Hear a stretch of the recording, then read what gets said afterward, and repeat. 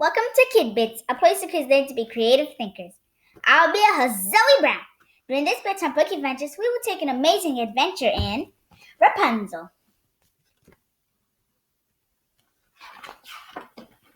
Rapunzel. Once upon a time, long, long ago, there lived a man and a woman who were waiting for their child to be born.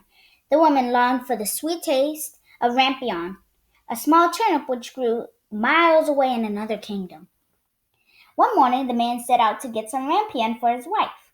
Later that day, he came upon a garden of flowering rampion, but the garden was surrounded by a wall of stone. I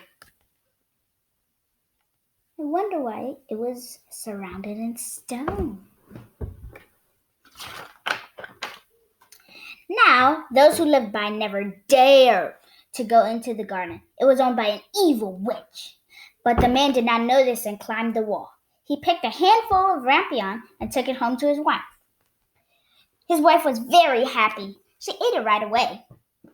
But the next day she craved rampion again. So her husband went back and gathered twice as much as the day before.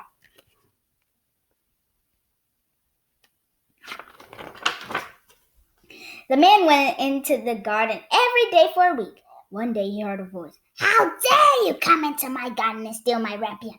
You will pay for it." The man explained that his pregnant wife craved rampion. A witch appeared. Your child and you and your wife are expecting a child? She said. Well, then you may continue to take the rampion to give to her. But once your child is born, you must give the child to me, or you and your wife will die. That's not fair. Frightened, the man sadly agreed. That night, even the rampion didn't please the woman. They could not bear the thought of losing their child. The morning the baby was born was joyous until the witch appeared. The witch gave the beautiful baby the name Rapunzel and took her away.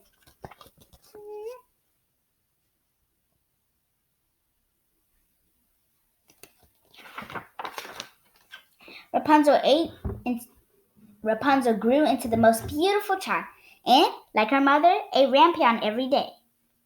But when Rapunzel was 12, the witch made her climb the vines on a stone tower in the forest and locked her inside to protect her from the evil in the world.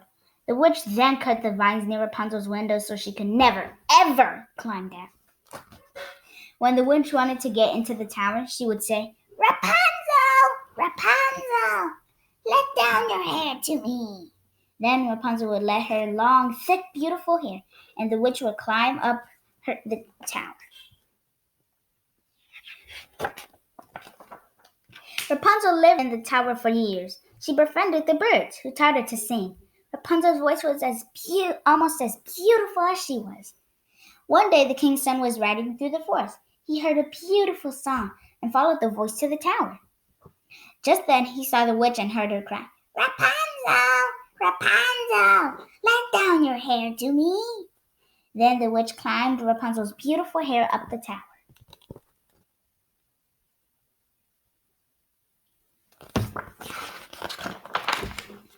The next day, the king's son returned to the tower. He called out, "Rapunzel! Rapunzel! Let down your hair to me." Rapunzel let down her hair. When the prince entered the tower, Rapunzel gasped, "Who are you?" Rapunzel softened when he told her of his love for her singing. The king's son returned each day for a month, and Rapunzel's fondness for him turned into love. One day he asked Rapunzel to marry him. "Yes, but I cannot get down from this tower of stone. If you bring me silk each day, I will be able to weave a ladder," she said. Yay! The prince promised to return, and each day he brought silk. But one day, the witch arrived in time to see him climb down the tower and ride off on his horse. She was jealous. "Rapunzel! Rapunzel! Let down your hair to me." Rapunzel let down her long, thick hair, and the witch climbed up the tower. The witch cut off Rapunzel's beautiful braids, dragged her back down with a long rope hidden in her cape, and banished Rapunzel to the desert to live out her days alone.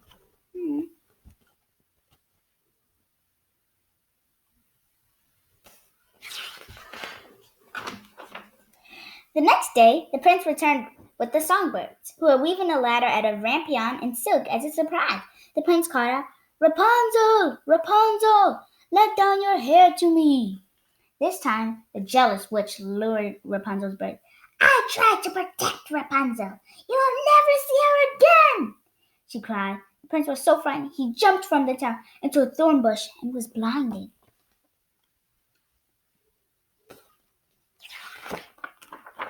Rapunzel wandered the desert for a year, and because her life was so enchanted, she was able to give birth to twin boys to keep her company.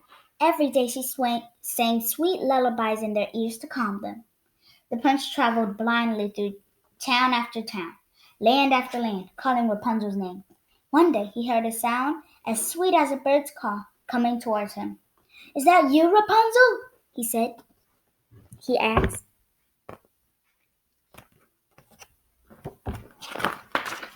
"It is I," she said, and she cried tears of joy, which fell onto his eyes and washed the cursed thorns away. The prince regained his sight, and he, Rapunzel, and the two boys lived happily ever after. The end. That was a great book to read before bedtime, and it is nice. It's nice, and I hope you enjoyed it as much as I did. I'll see you next Wednesday at 8 p.m. Central for Kid Bits with Zoey Brown, Bedtime Book Adventures. Good night.